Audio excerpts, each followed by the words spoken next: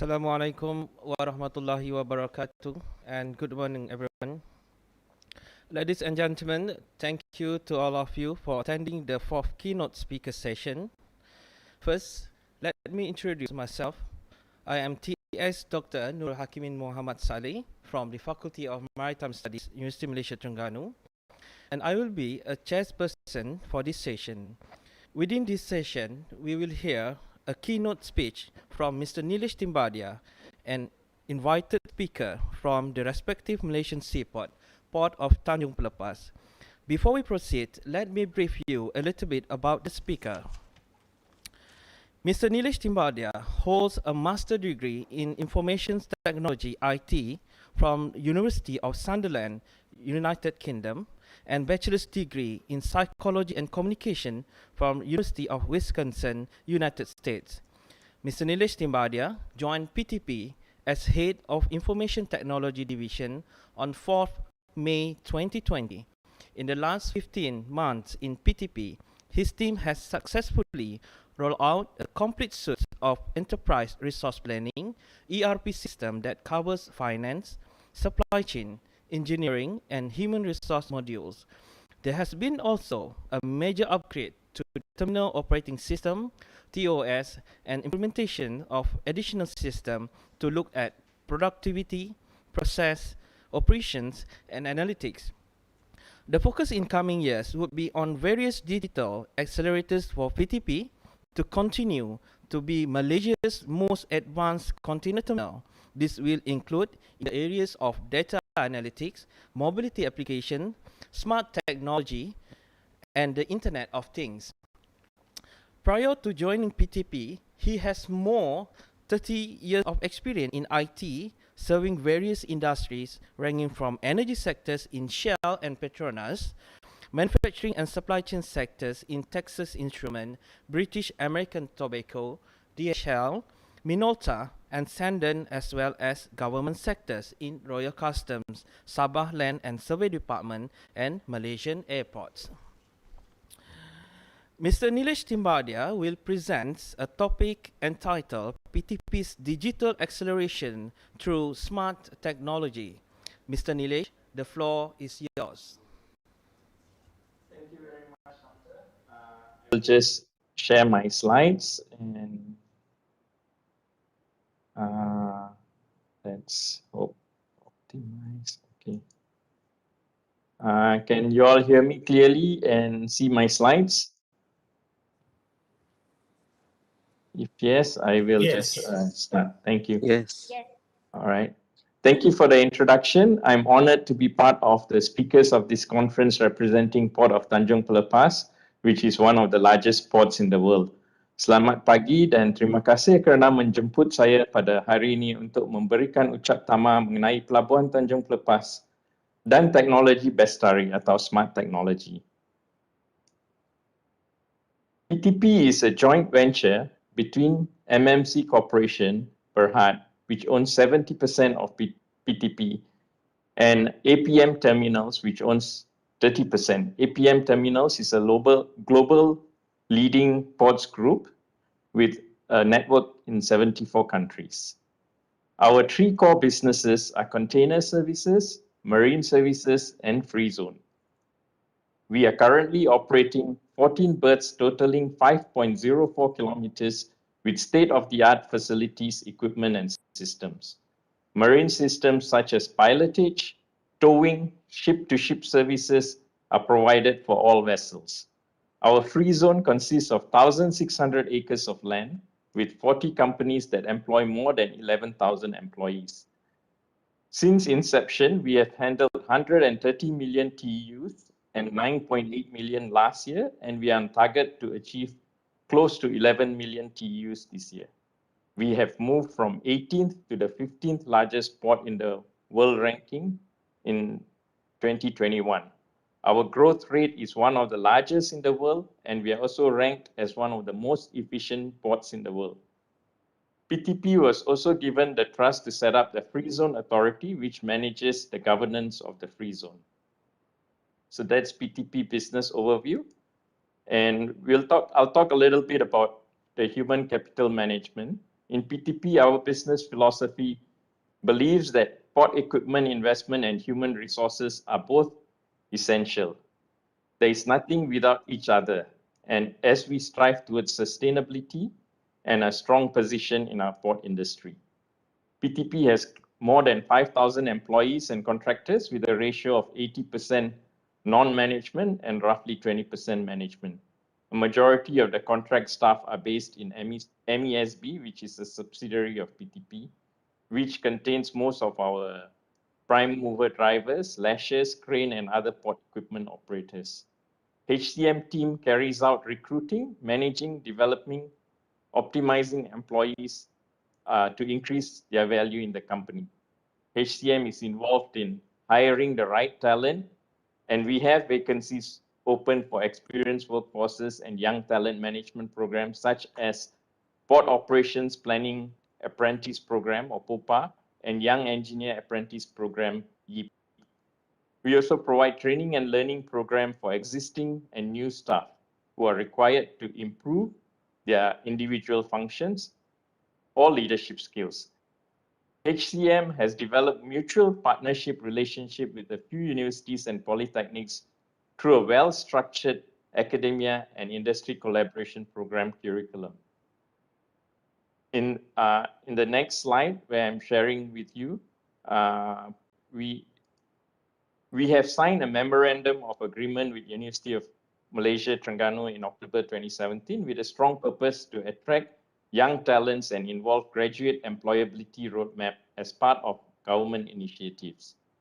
As mentioned earlier, we have served several programs such as Structured Internship Program, POPA, YEAP, providing people work-based learning towards young graduates and providing port knowledge, both theoretical and practical, also experience in the port equipment.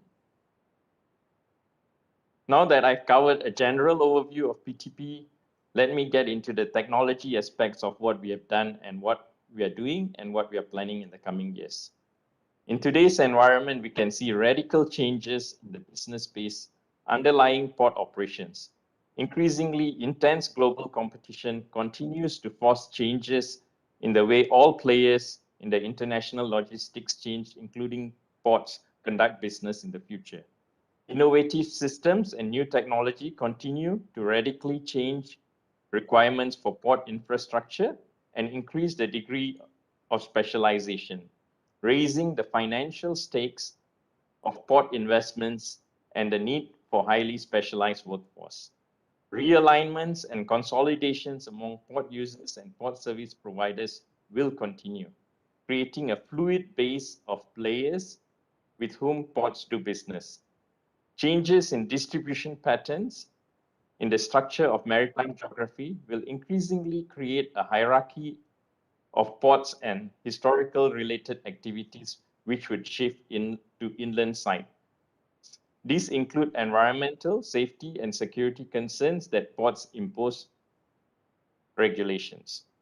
PTP has been embarking into a digital transformation journey beginning with digitization to digitalization and digital transformation, in which integrating digital technology into all areas of PTP business, resulting in fundamental changes to how business operate and how they deliver value to customers. Beyond that, it's a cultural change that requires organization to continually challenge the status quo, experiment often, and get comfortable with progressive improvement. This means that we are fixing the past, focusing on the present, and creating a new future. To be successful in the digital transformation journey, a business-driven smart technology strategy is required.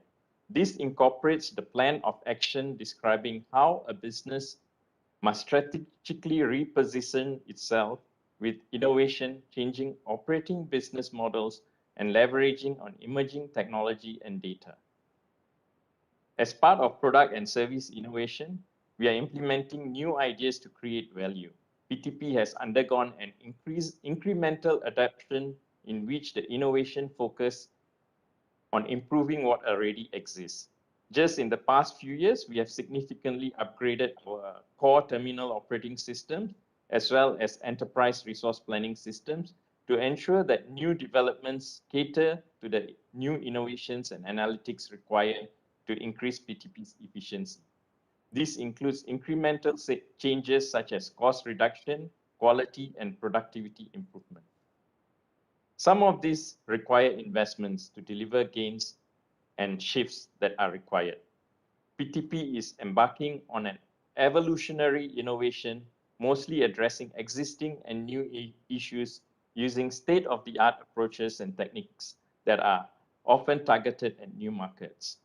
The new issues can be a result of technology or policy changes, new strategies, joint ventures or mergers, or customer feedback.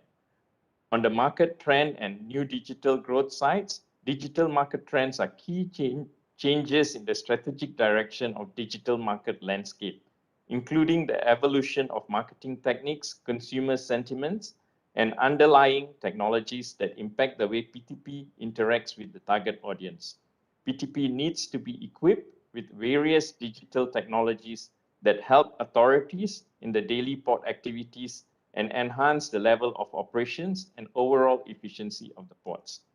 Smart port technologies support basic infrastructure tools for container handling, as well as help authorities to manage traffic, deal with customs, ensure safety, and monitor energy use. There is also an increasing demand from our customers to have more information on their fingertips to enable quick, smart, data-driven decisions. This leads to the need for big data analytics. Big data analytics is growing in complexity and traffic at ports to make data management essential. Big data is the use of new technology to read and handle enormous amount of data that allows us to act in order to achieve certain goals. Big data can contribute concepts within scope of port productivity, operations, engineering, as well as financial. Thus, in being successful in digital transformation journey, a list of digital accelerators are required that uses digital technology to transform PTP organization. The ways of working, its culture, its customer experience, and other areas. The digital accelerators require people to be armed with the skills, knowledge, and digital technology in undergoing the journey. People need to be trained and equipped with new skills and deeper experiences in digital, agile thinking, and problem solving. These changes requires a new way of thinking, driving, and delivering relevant technology to help PTP strive. Change management helps drive adoption of new ways of working in PTP environment. Our areas of focus are always on cybersecurity and data protection, where knowledge of security across various platforms is required.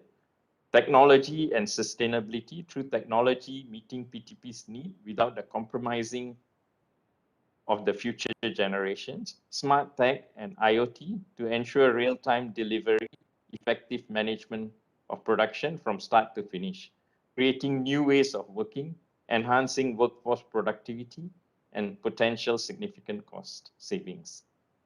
Technology ecosystem maintenance functions maintains the IT infrastructure and applications, providing technical support and ensuring whole company runs smoothly.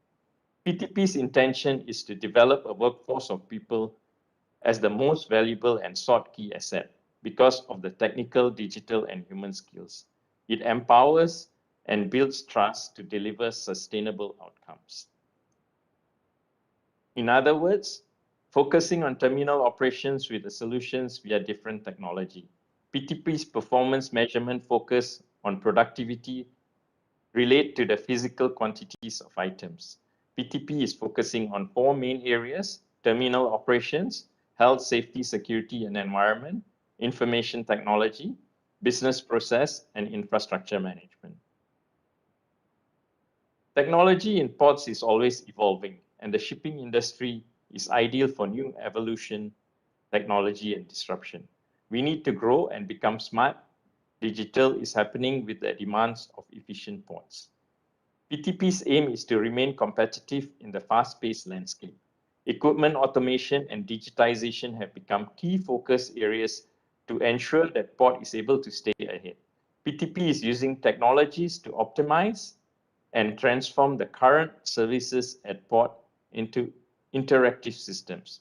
The purpose is to meet the needs of port users with greater level of efficiency, transparency, and value.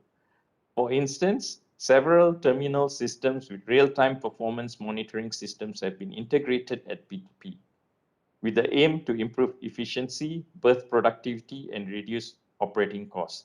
Each of these systems gives us the visibility of live operation performance of all our assets. The cloud-based system can be viewed from any device and gives clear understanding towards the utilization of our assets while minimizing waste and turnaround times of assets. This includes TOS, our terminal operating system, which is the most critical system in the port. It also links up and integrates to Ops Smart Suites, berth optimization, incentive, marine resource management system, workforce labor management system. All of this will also integrate to our new ERP system in data analytics platform. We are also going to implement RTG optimizer as well as improve safety in the yard with fatigue management systems. With regards to digital process, PTP successfully migrated to TOS Navis N4 in 2019, and we upgraded the version in 2021, representing one of the largest such terminal system migration projects undertaken at any ports. The TOS provides improved performance and scalability to meet future expected volume growth at PTP. Mobile apps have also taken place in a number of different areas in PTP operations.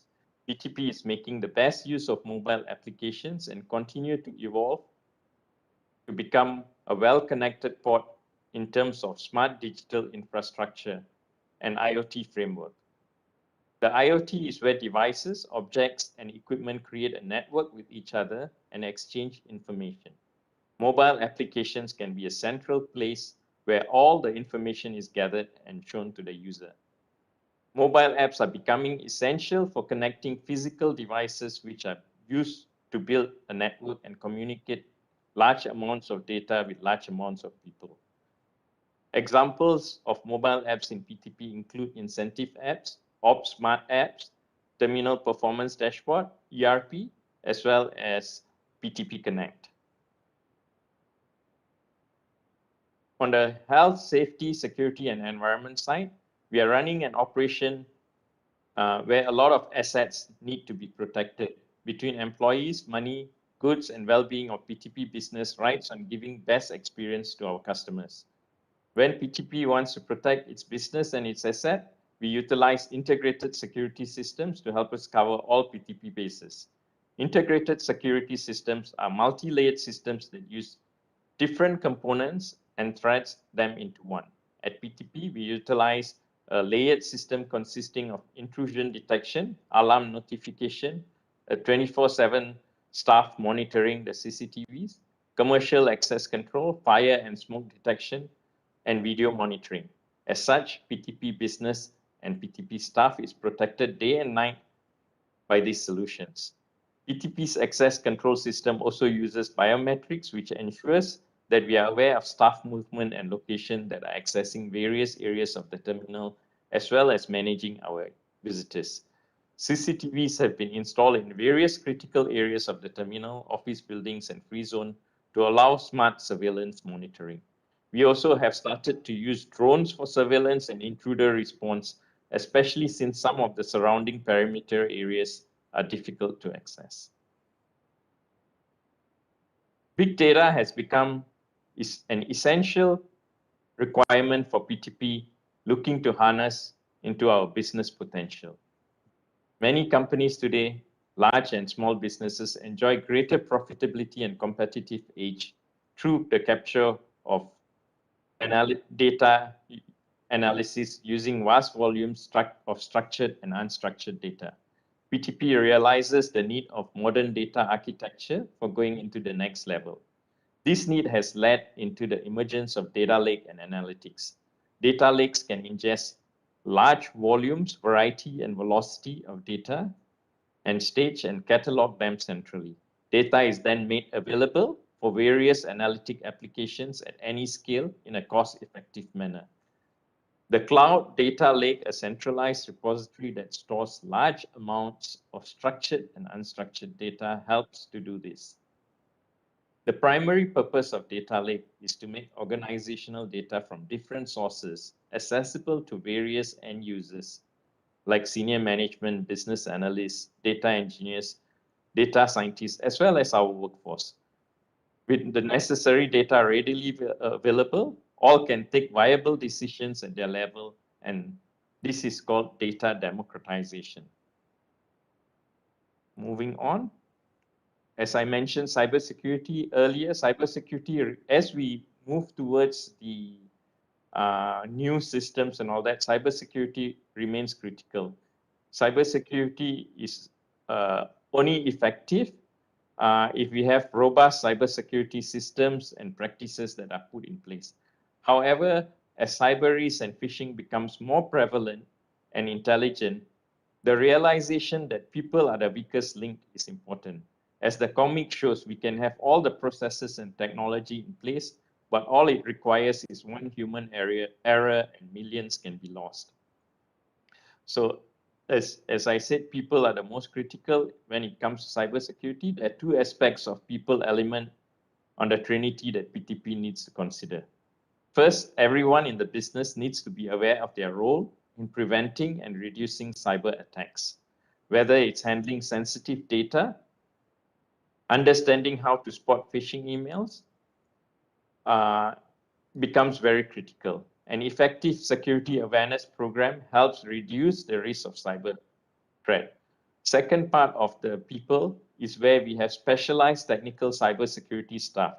They need to be fully up to date with the latest skills and qualifications to ensure that there's appropriate controls, technologies, and practices which are implemented to fight the latest cyber threats.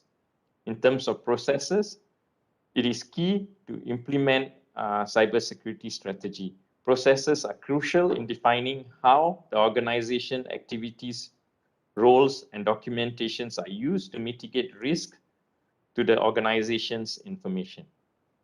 Technology is obviously crucial when it comes to cybersecurity. By identifying the cyber risk that PTP faces, IT can start to look at what controls to put in place and what technologies IT needs to do this. Enterprise resource planning, as we've mentioned before, some of these other systems that we've implemented. ERP is an application that makes use of central database and receives information from various departments. ERP includes integrated modules that are dedicated to human capital management, finance, supply chain, engineering, project integration, as well as refer modules. ERP gives us a place to store, view, manage, and interpret data in one single location. SCADA systems, which is short for supervisory control and data acquisition, is an industrial control system designed to monitor our plant operations from a remote location. It is made up both of hardware as well as software, which we can control, which we can have smart electrical controls, digitize our fire protection system, our sewage treatment plant, as well as building automation through centralized lighting and air conditioning.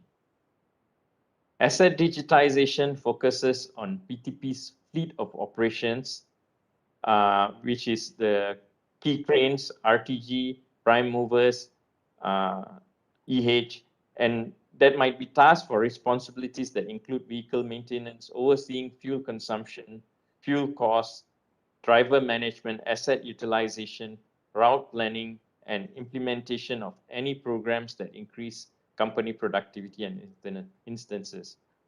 Autonomous prime mover is basically a self-driving trucks that require no intervention from human drivers and safety to operate.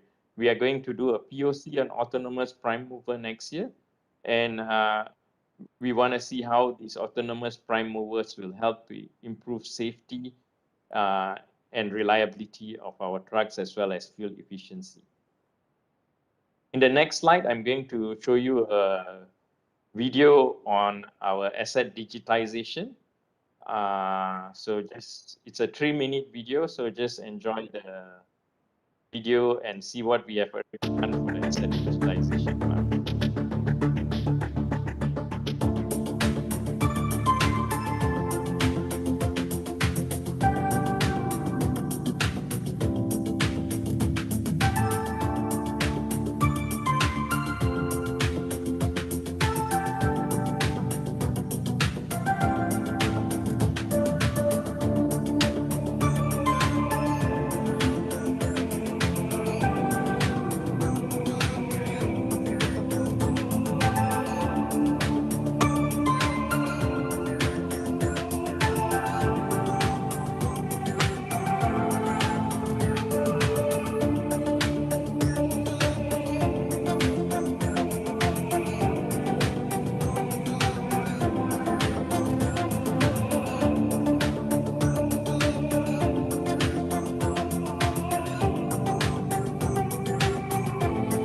So asset digitization is where we have put IoT devices in our equipment to be able to monitor and guide our equipment and crane operators to be more efficient in their role.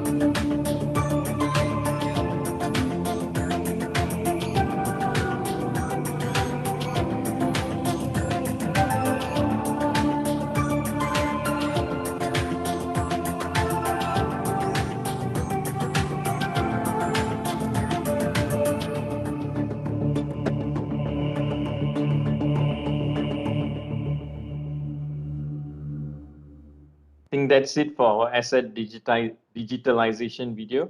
I would like to move on to what we are going to do in the smart technology and digital transformation part. Smart technology and digital transformation, as I said earlier, is about enhanced internal communication and knowledge sharing.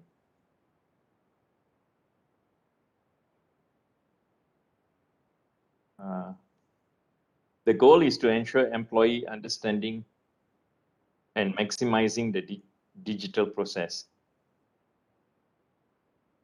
Key success smart digital transformation would be focusing on customer focus with the integration of digital technology into all areas of business, resulting in fundamental changes on how the business operates and how it delivers value to customers, partners, and employees.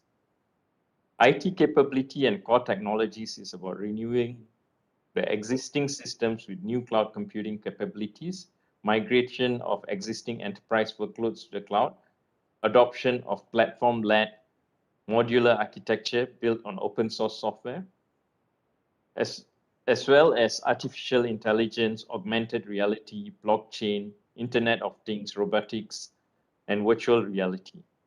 Digital ecosystem is where activities and transactions are driven by PTP as well as IT to produce, adopt, and innovate digital technologies and services in relation to functions for enhanced productivity and quality.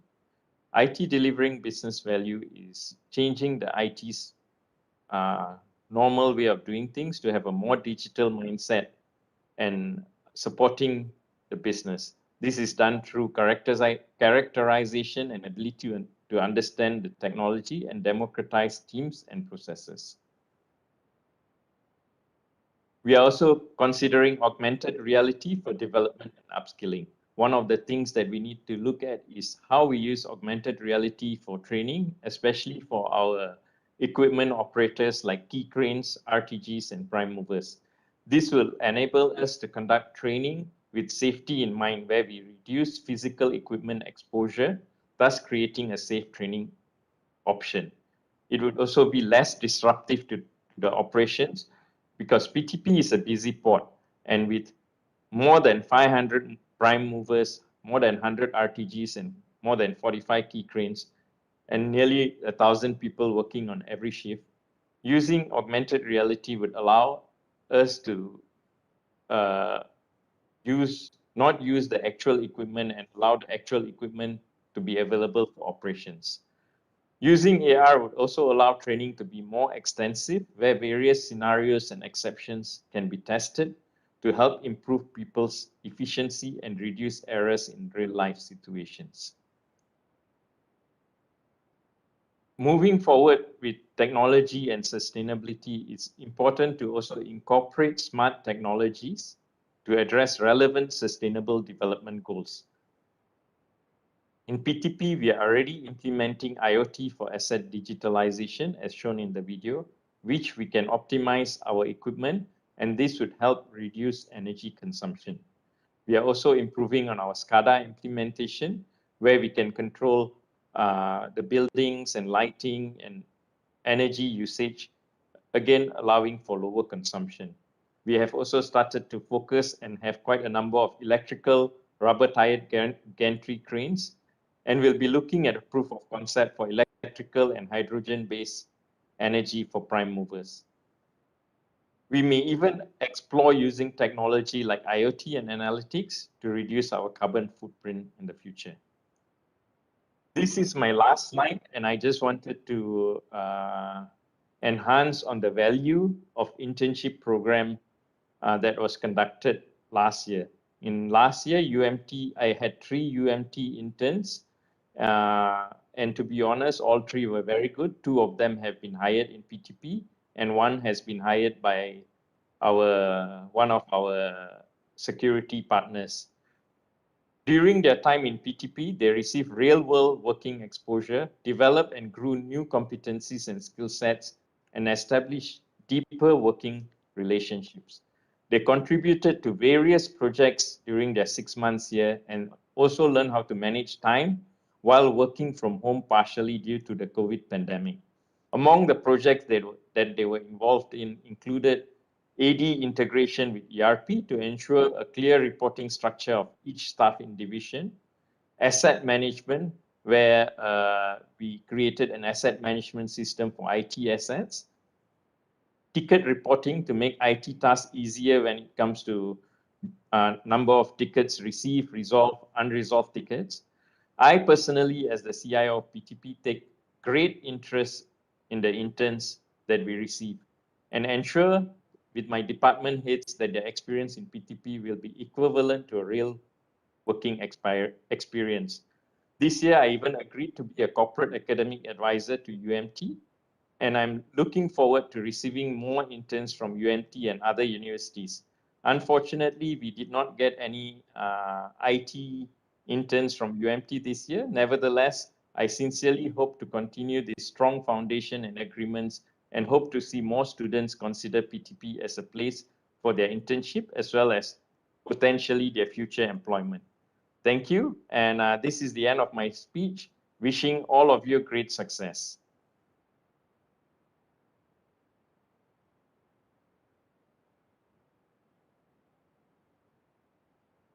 Thank you, Mr. Nilesh Timbadia, for your sharing. From your point, it is worth mentioning that digital transformation is ultimately critical in technology, business model, and process to every customer and employee interactions. Once again, I would like to thank Mr. Nilesh Timbadia for your time and insights. I look forward for a fruitful and productive exchange and continuous cooperation and sharing between us. Thank you. Before we end the session, I would like to welcome all participants for the web photography by opening your cam. You are pleased to open your cam for web photography.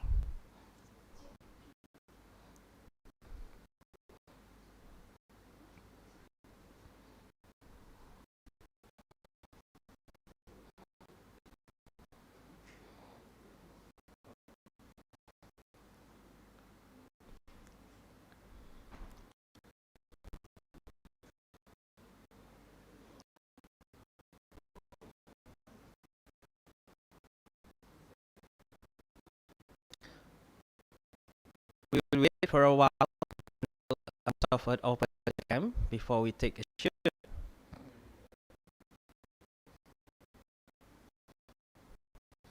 Smile.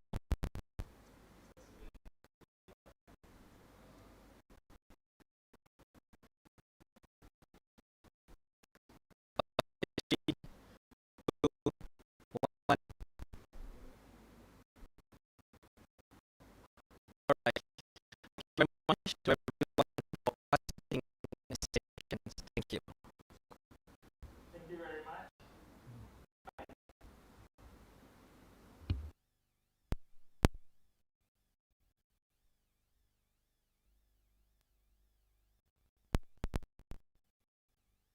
Have a plenary session at 9:45 a.m.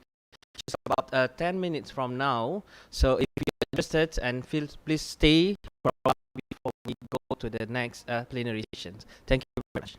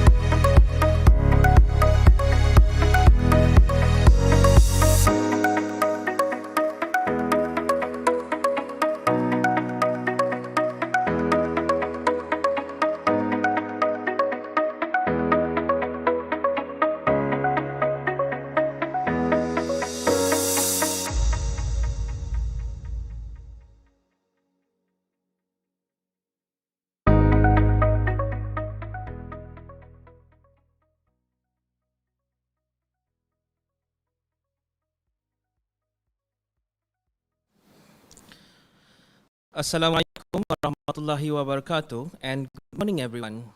Ladies and gentlemen, thank you to all of you for attending the 4th plenary speaker session. First, let me introduce myself. My name is TS Dr. Nurul Hakimin Muhammad Saleh from Faculty of Maritime Studies, University Malaysia Terengganu, and I will be the chairperson for this session. Within this session, we will hear a plenary speech from a Dr. Anuar Abu Bakar from Faculty of Maritime Studies, University Malaysia Terengganu.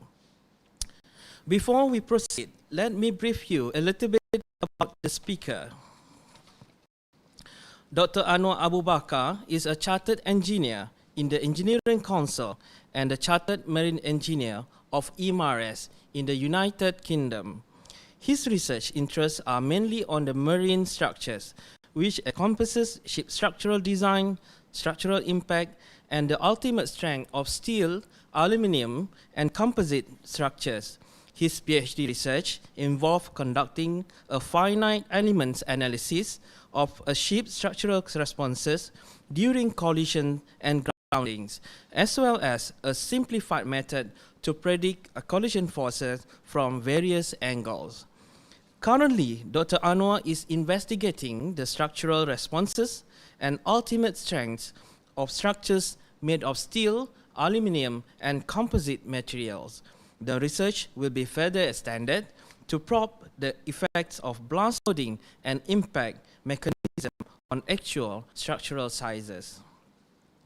Dr. Anuar Abu Bakar will present his topic entitled Progressive Collapse Analysis of Ship Hull Damage Due to Collision and Grounding. Dr. Anuar Abu Bakar, the floor is yours. Thank you very much, Chairperson, Dr. Hakimin. Assalamualaikum warahmatullahi wabarakatuh. Inshallah, today I'll be present the topics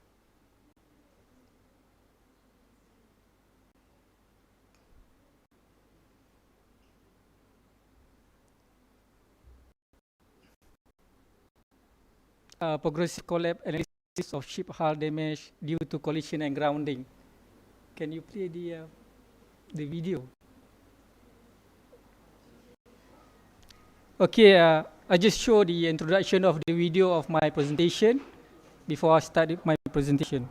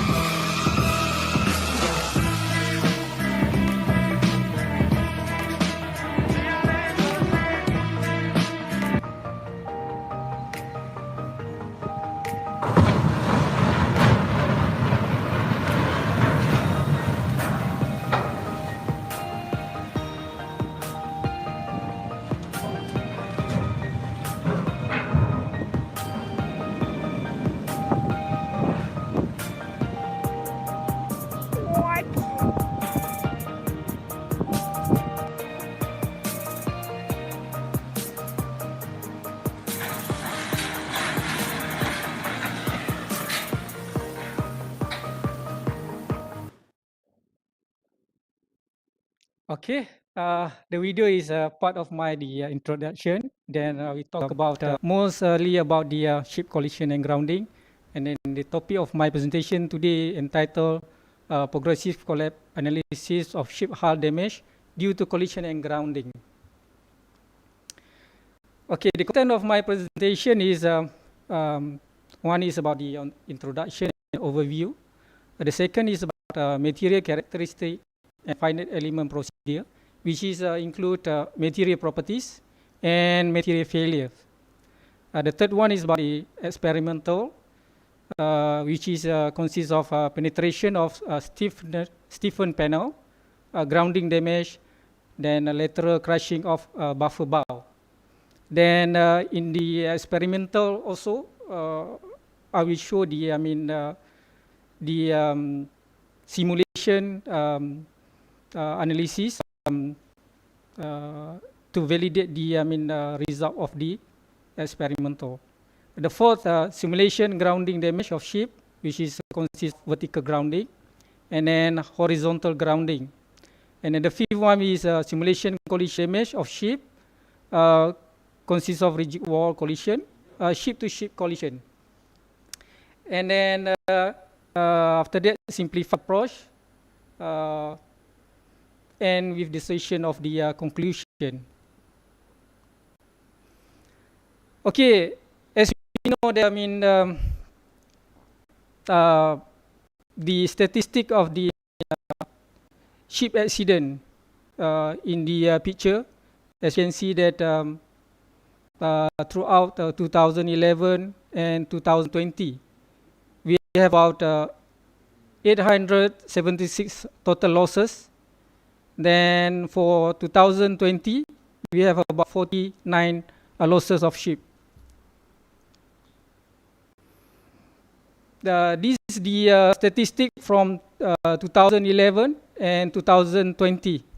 Then, as we can see from the table,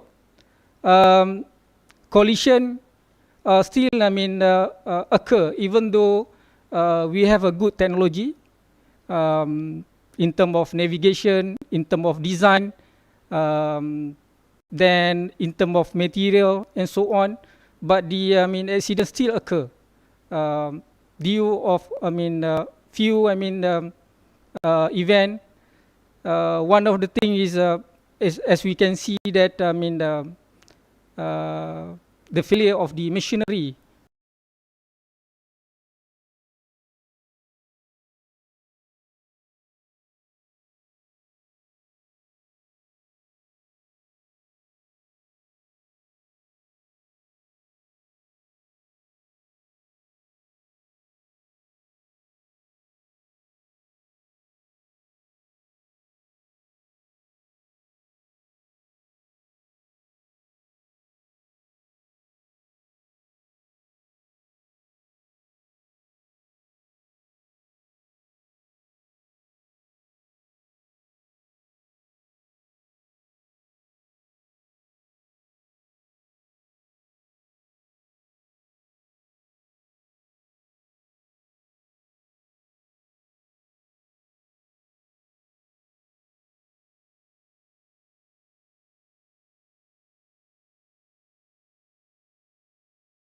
Due to that accident, then we have a new regulation for the ship design, which is I think 1993. After that, they imposed the double bottom ship for the tanker. In the accident, and then we can say that we lost a lot of life, the properties, also the damage of the environment, which is a very long time to recover the environment. Okay, then I straight away go to the simulation, which is part of the properties or characteristic parameter we need to include is material properties. In simulation, I'm using the S235GR steel, which is my steel, and the S355NH, which is the high tensile steel. Then this is the parameter that we have, which is the coefficient is 740 MPa for the my steel. grade S235GR. Then they have two batch for the my steel. One is 740 MPa, and the second is 760 MPa. And then for the high tensile steel, S355, we have 830 MPa for the coefficient. And then we have the hardening law, which is N numbers. We have the strain, and then we have the fracture strain, we have the yield stress, and then we also have the ultimate stress. Okay, this one is the stress-strain relationship that we have. If you can see on the right diagram, we have the engineering strain, and then we have the true strain. In engineering strain, we can get from the tensile test in the lab for the material. For the true strain, we need to, using the formula shown on the left, which is, we have the true stress curve. Then from that formula, we can, get the true stress, which is the value is as an input in the finite element analysis tool or software. Okay, this is the material failure that I'm using, which is a forming limit diagram. As we can see in the diagram, the green color is region, and then the red color is the failure region. Okay. Then this is the FLD for the values of the material. As we can see that we have, on the left is the uniaxial tensile. Then we can get that one is from the tensile test. And then we have the plane strain in the middle. Then we have the biaxial stress on the right.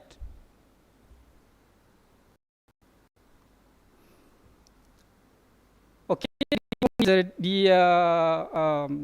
the mesh convergence study. In finite element analysis, mesh convergence study is very important. Why we need to do the mesh convergence study? Because of we need to know the optimum or the correct mesh to predict the fracture. Of course, if you have using the small mesh, we get a good result, which is stress concentration, but that one is not confirmed that we get the accurate result. How we know that our result is good or not? And then we do the mesh convergence study and then compare with the experimental result. When we know the mesh convergence study, then we can apply in the tool or in the software to get the accurate, at least accurate or better result compared to the experiment. In this, mesh convergence study, I compare with the FLD, forming limit diagram, and then the element length. Then we know that which FLD 0 is good compared to the element length. When we reduce the size of the mesh, and then we increase the cost of the simulation. We increase the cost of the our tool also. Computer capability, because of it creates a lot of time of simulation. Then if we increase the we reduce of the stress concentration for the mesh. Then that one lead to the inaccurate result. That's why we need to compromise the mesh size, either very small or big mesh. For the ship collision, of course, we have the big structure combined with small structure. Let's say we have side shell, and then we have the stiffness. longy stiffness, girder, and so on. For the stiffness, we have a small. We need to, define for the small mesh, because you, meshing with the bigger mesh, and then the result will not, get the accurate result for the simulation.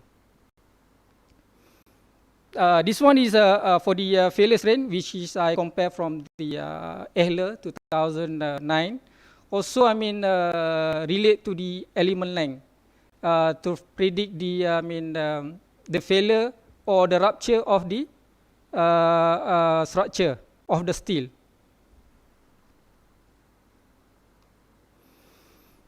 Okay, this one is part of the experiment done by Alsos and Amdal.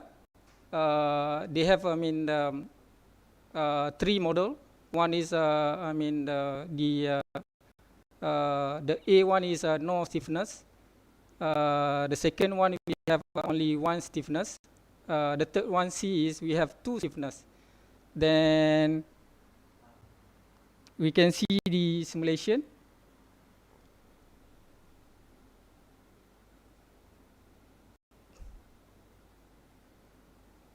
This simulation stiffness, and then we can see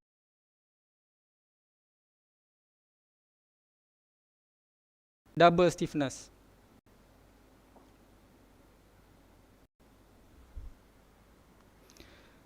Okay, this one is no stiffness, which is a flat panel. Then we compare with the experiment.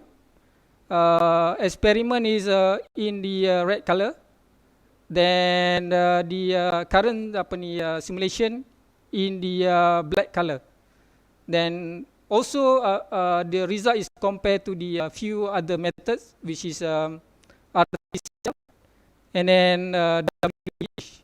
And then we can see that the current method is good agreement with the others, and a bit lower compared to the experiment. This one for the single stiffness panel.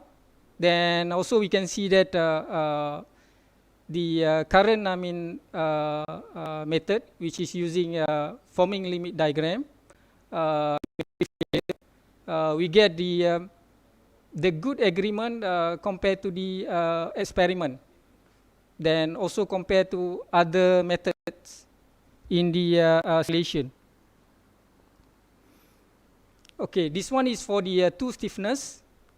As we can see that the current method, which is the black one, is a bit over predicted compared to the experiment. That one also occur to other methods, which is WBH and the RTCL. Okay, that one is the penetration damage experiment. And then the material failure also is compared to the experiment done by the Naval Surface Warfare Center by Roth 1996. Then we can see that the result give very good agreement compared to the experiment. We can see the simulation.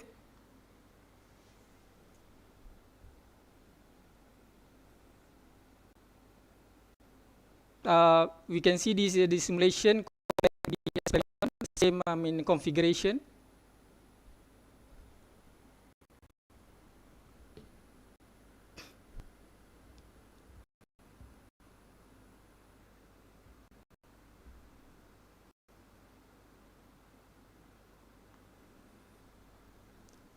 Okay, after that, we also compare with the softball study from Yamada and Endo, 2005. On the left, top corner is the experimental study by Yamada and Endo, and then in the right, bottom, we have the experimental simulation. As we can see from the figure, the final experimental result compare to the simulation, figure, we have very similar, pattern of the collapse of the bow for the experiment. And then this the result we get. Of course, the result is, a bit, scattered, but we have a good, we can say that we have a good agreement because we already compare with the penetration damage. We compare with the, the grounding experiment. We also compare with the crushing bow. Then the result that we get is, show very good agreement with this three of the experiment with various, mesh size. Okay. Then we extend to the ground simulation. As we can show that, in the figure, on the top is the diagram for the model, which is the A. We have all complete structure. We have longi, we have girder, and so on. The second one is we have the longi only. Then the C, we just have the the girder. From the simulation, then we can, sorry, this is the diagram of the simulation. Then this is the simulation that we get. This is the impact between the longi.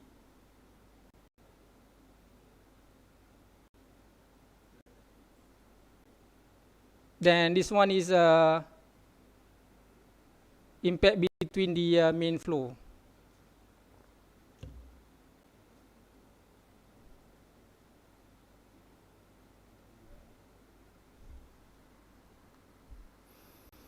Okay, this is the result.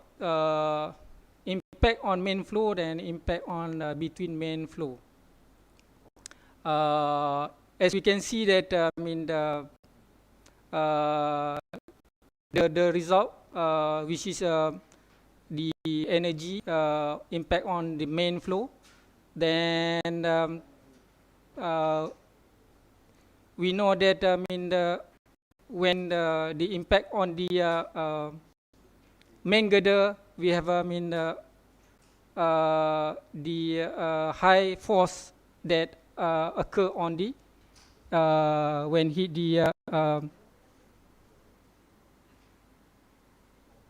the transverse frame. Okay, this is the impact on the main flow grounding force, which is a vertical force, and the horizontal force. Okay, they have a peak on the, they have two peak, which is when hit the transverse, structure. Okay, this one is also, impact between main flow, the grounding force. And then also they have a same pattern.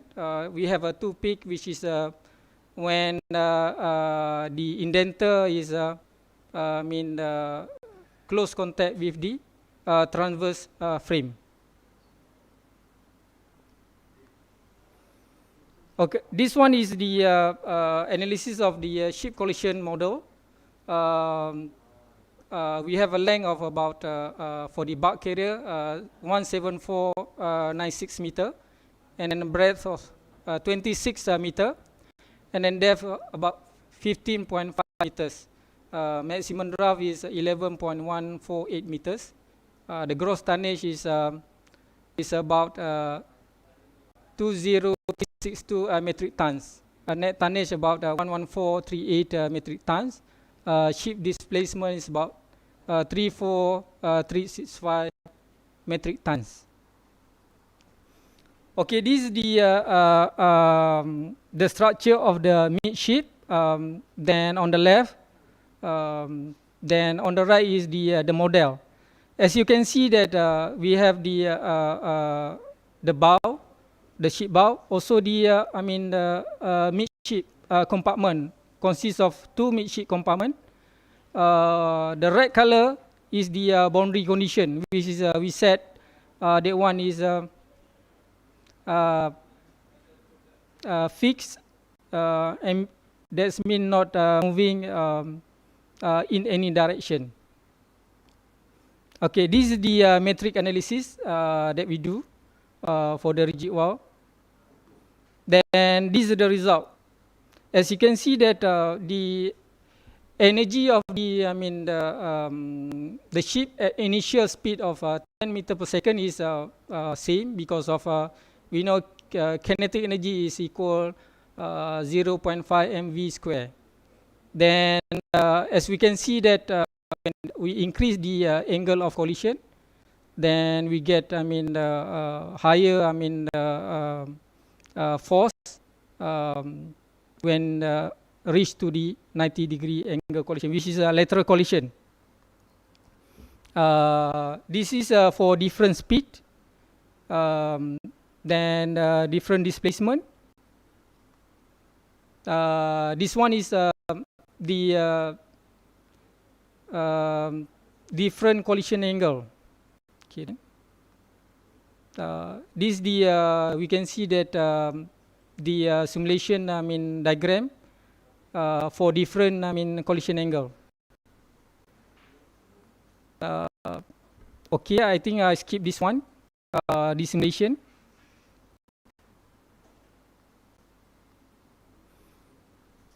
Okay, this one is a ship-to-ship collision for different collision speed. As you can see, that this is a real, actual incident. The ship collide with the column of the bridge. As you can see, that the actual picture with the simulation picture. Okay, this is the ship for kinetics. I need to, I get the message from the advisor. I need to, make sure that I finish on time. This one is a calculation. As you can see, the top one is angle collision, which is both, deformed during collision. Then at the bottom is the lateral collision.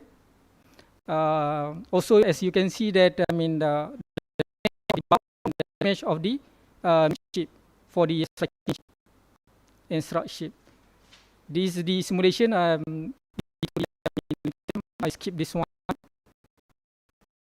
This one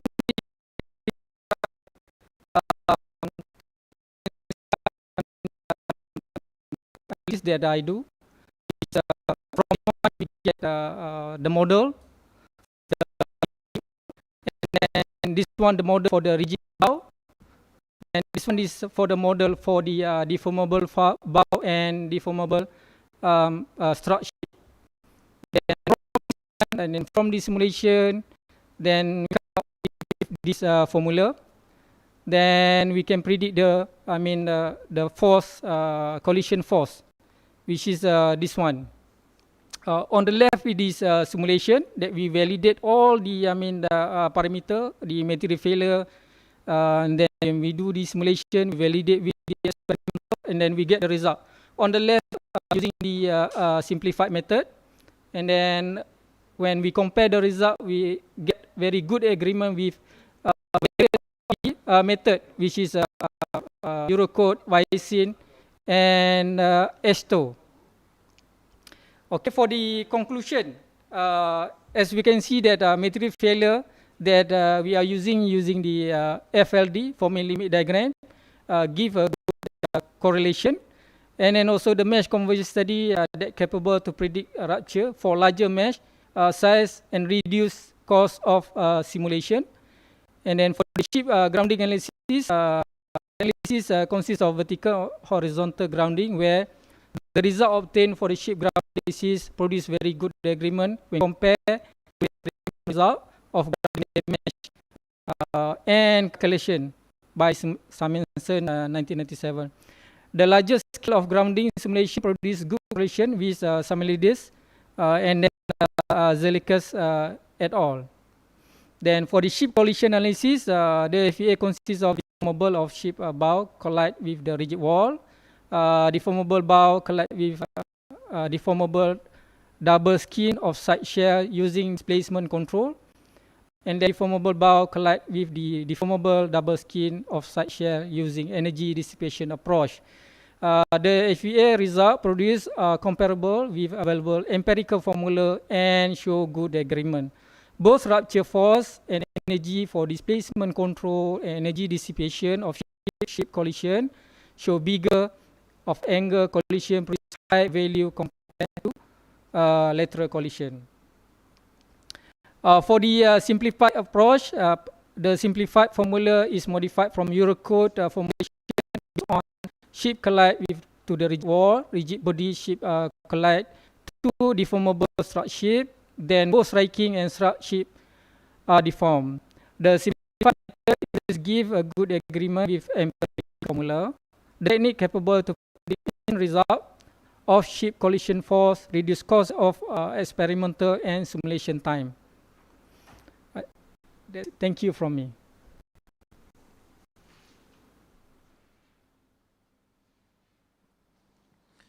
Thank you, Dr. Anuar, for your sharing. From your speech, what I understand, your method is capable of reducing costs of experimental and simulation time by predicting instant result of ship collision forces. For sure, this research will definitely benefit the shipping and maritime industries. Now, we are open for the question session. So do we have any questions? Feel free to ask the speakers. All right, and here we have 2 questions from the floors. The first question is, by giving the example, how fast your prediction time in providing results of ship collision forces.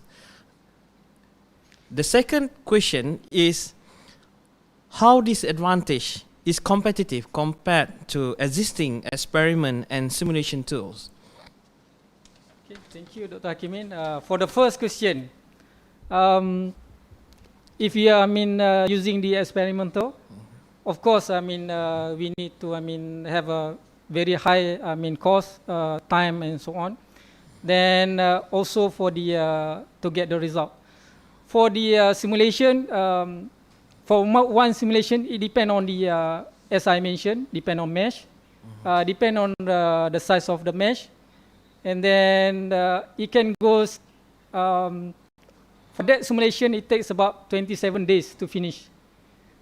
Some of the simulation, it depend on the capability of the your gigs, your computers. If the normal computer, it take maybe about the maybe 1 year to finish. But if you are using very high-end computer, maybe it takes about 15 to 20 days. And then if using the simplified formula for prediction, you can get about 1 minute, less than 1 minute. But of course, we need to compromise with the result compared to these 3 approach. Which one accurate depend on the validation process. If we confident with the result, and then we do the validation and so on, and then if we found the simplified method is good and promising result, then we can use that one as a basis result to compare with the simulation and the future experiment. For the second question, can you repeat the question? All right. The second question is, how far this advantage is competitive compared to existing experiment and simulation tools? You have mentioned that in your lectures, your prediction tool would provides the instant results compared to other simulation and experimental tools. But if we compare with the existing experiments and simulation tool, how far your methods or your tool is competitive compared to them? It depends on the case also. if we have, new study or new cases of the, different material and so on, of course, to get the understanding of the result, we need to do the experiment. Because for the simulation analysis, we need to have the material, characteristic that one can, we need to get from the experiment. They have, advantage for that, either experiment and simulation. But during the IR 4.0, then we're talking about, new advanced technology. Simulation result now is very, reliable. And then the result is, now is almost close to the actual experiment when we do the simulation. For this, study also, this is very important to predict the rupture. In this simulation, we have, two types of simulation. One is the fully plastic simulation, which is no damage. The second one is include rupture, which is with damage. Of course, to get the good result, we need to proper calculate, to proper, do the validation study to get the, the accurate, point of rupture in order to get best, the energy of collision, the force of collision, or the ultimate strength or ultimate stress for the simulation, result. Then with this study also, and then you can predict the damage of the side shell. Then if we see the current, approach of the ship owner, they actually want the ship, the bulbous bow, the bow, to be rigid as they want. Because when struck with the other object, the bow is not damaged. But the problem is when the ship collide with the tanker, and then we have a damage for the side shell of the tanker, and then we have a problem with the oil spill that I mentioned one of in my slide. That one lead to the environmental damage. Sometimes we cannot compromise of the environmental damage. It takes very long time to recover the area. Sometimes take about 20 years, maybe not to the original state anymore. Okay, Dr. Kimin. All right.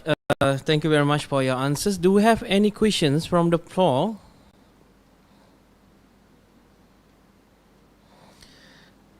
If not, once again, I would like to thank Dr. Anuar Abu Bakar for your time and insights.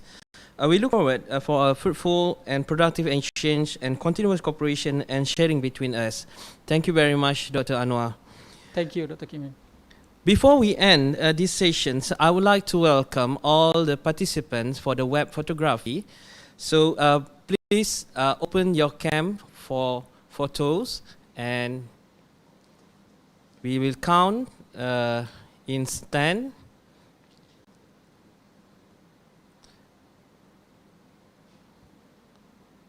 Okay, you are all welcome to open the cam. Right. 9, 8, 7, 6, 5, 4, 3, 2, 1. All right, thank you very much for all of you who to participate in this session. We would like to invite all of you to this our parallel session as well. Will be start very soon. Thank you very much. Assalamualaikum and very good morning.